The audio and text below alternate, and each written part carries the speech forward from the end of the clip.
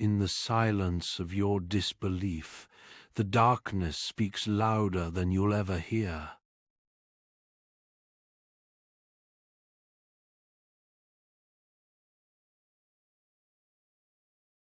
Chapter 1, House.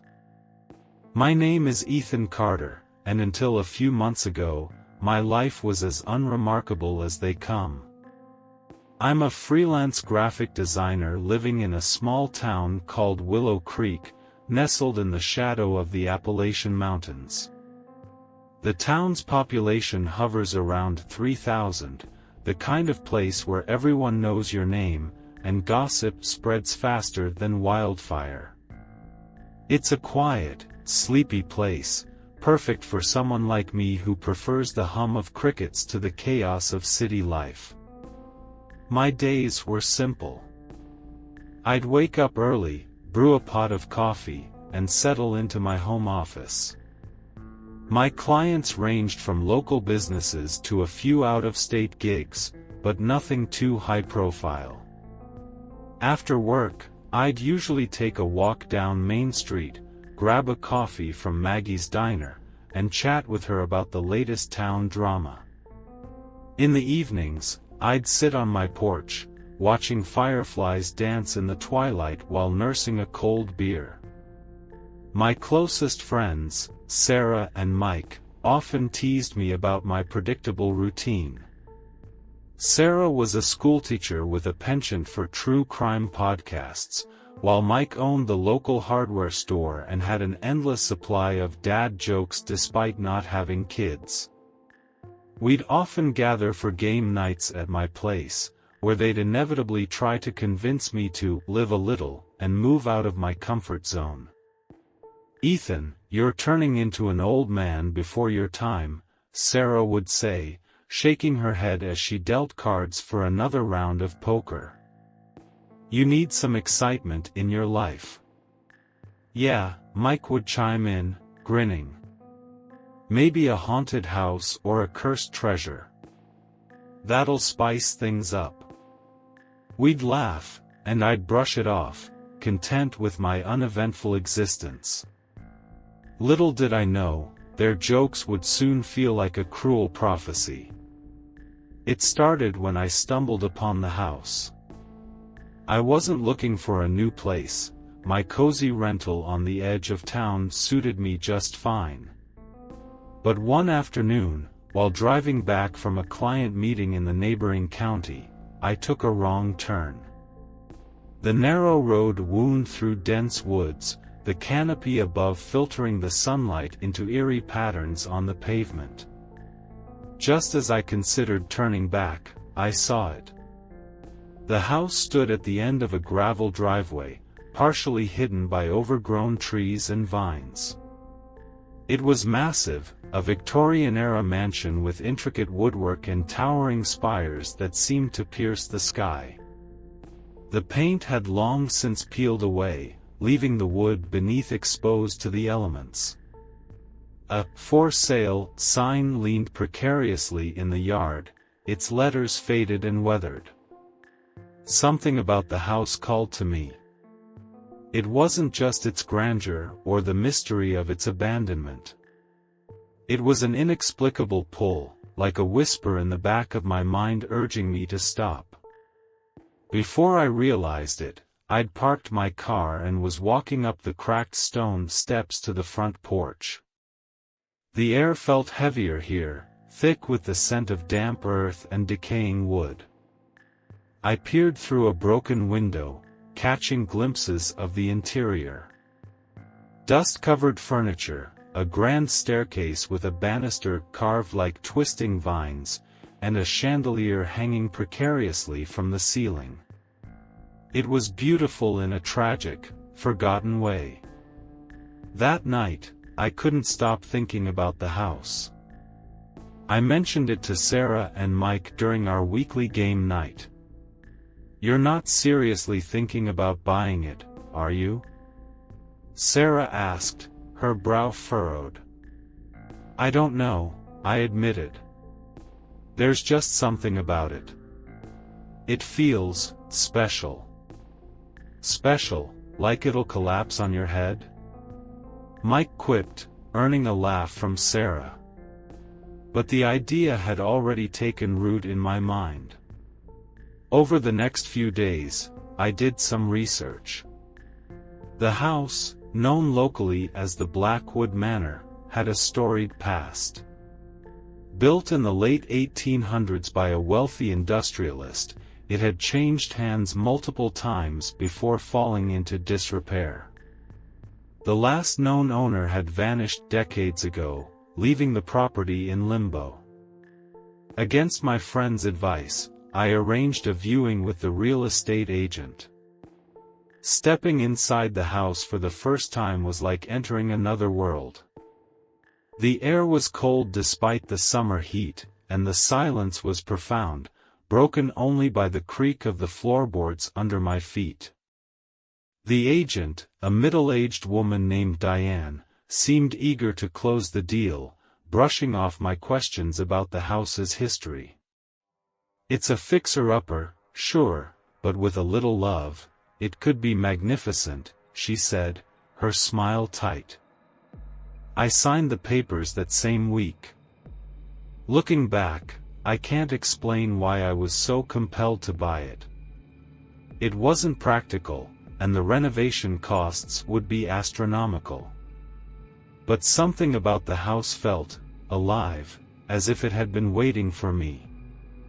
If only I'd known what I was walking into. Chapter 2: Something Strange. The first night in Blackwood Manor was uneventful, or so I told myself. I spent the evening unpacking a few essentials and exploring the labyrinth of rooms. The house was even larger than it had seemed during the viewing, with hallways that seemed to stretch endlessly and doors that opened into unexpected spaces. The creaks and groans of the old structure were constant, but I chalked it up to the house settling after years of neglect. Around midnight, as I prepared for bed, I heard it, a faint, rhythmic tapping. It was coming from somewhere upstairs. My first thought was that it must be an animal, a raccoon or a squirrel that had found its way inside. Armed with a flashlight, I climbed the grand staircase, the beam of light cutting through the oppressive darkness. The sound grew louder as I approached one of the bedrooms at the end of the hall. I pushed the door open, half expecting to find a broken window or a bird trapped inside. Instead, the room was empty. The tapping had stopped. I scanned the walls, the ceiling, even the floor, but there was no sign of what could have caused the noise. Shaking my head, I muttered, "Old houses make weird sounds," and went back to bed. The next morning, I noticed something odd. A framed photograph I'd placed on the mantel in the living room was missing. I found it on the floor a few feet away, face down. The glass was unbroken, and the frame was intact, so I figured it must have fallen during the night. But when I tried to replicate the fall, nudging the frame gently, it didn't budge. I dismissed it as a fluke and moved on. Over the next few days, more strange things happened. Lights flickered despite the wiring being newly installed.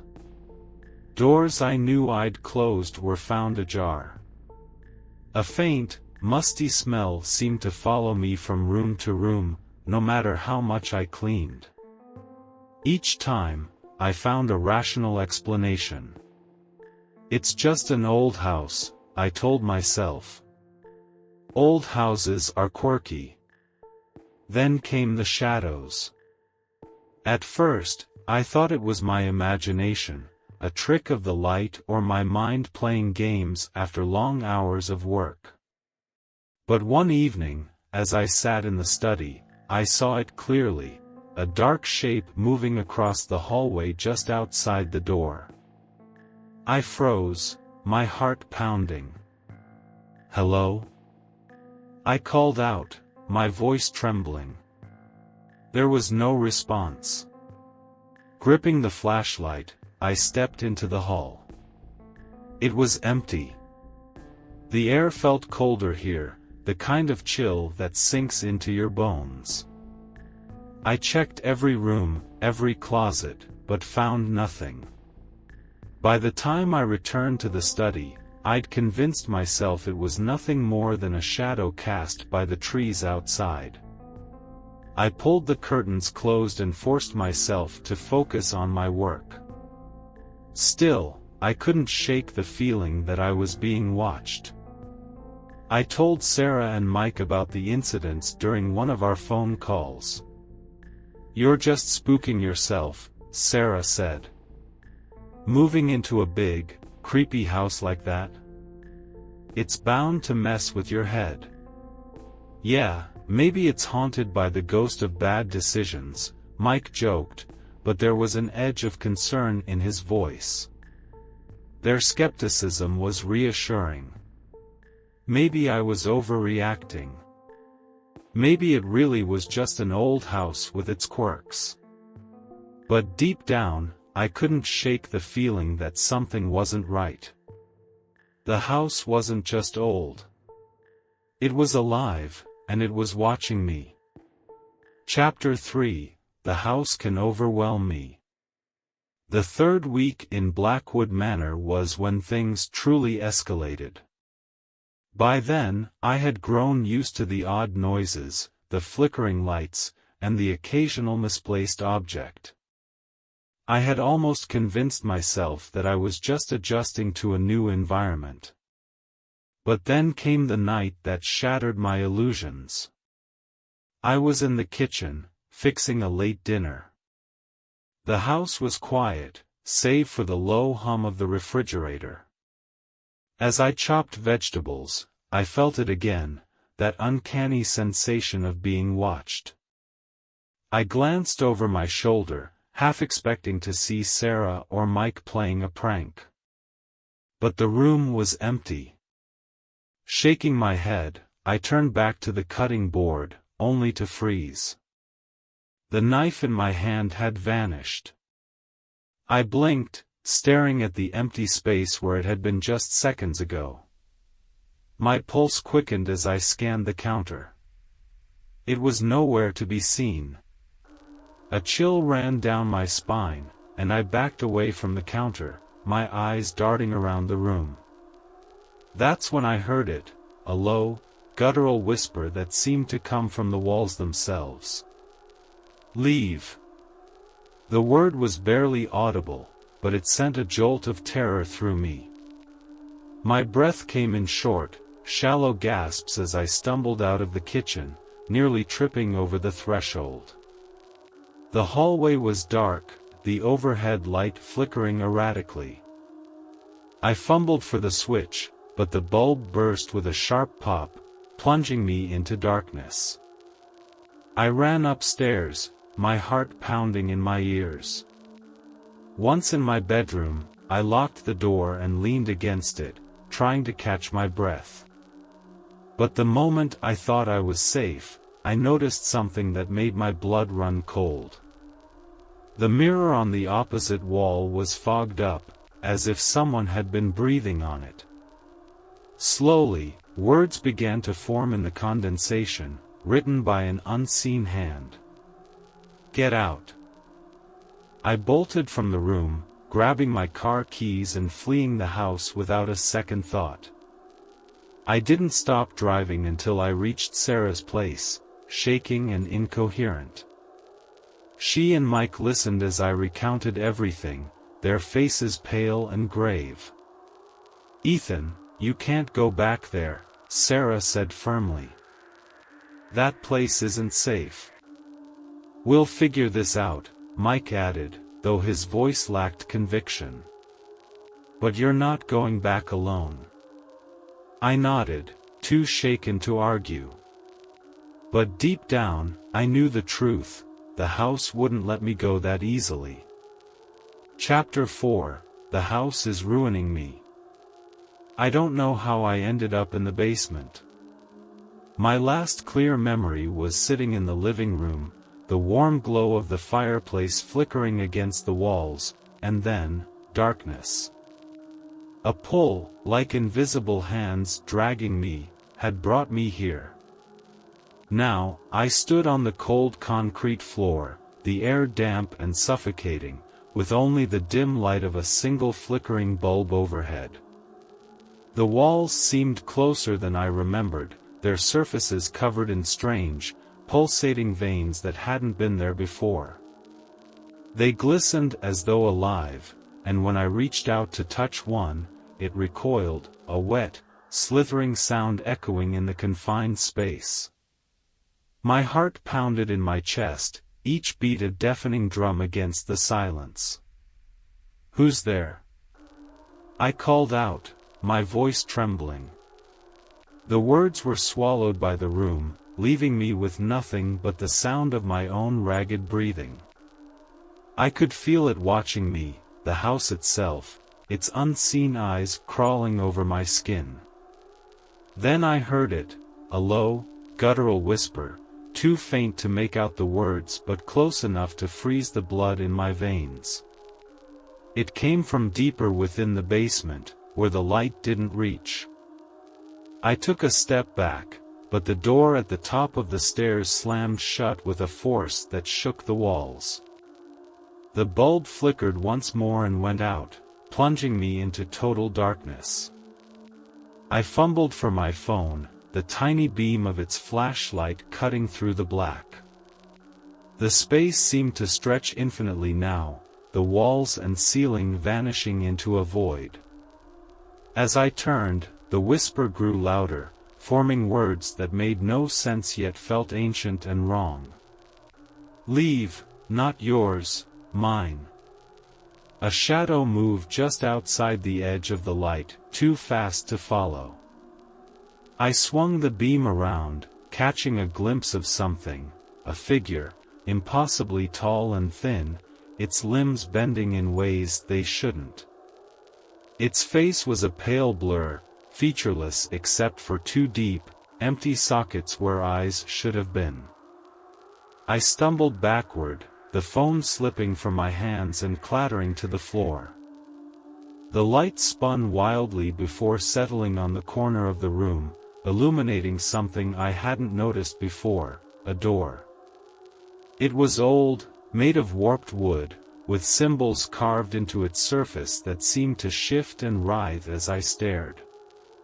The whispers grew louder, more insistent, as if urging me toward it. "No," I whispered, shaking my head. My instinct screamed at me to run, but my legs refused to move.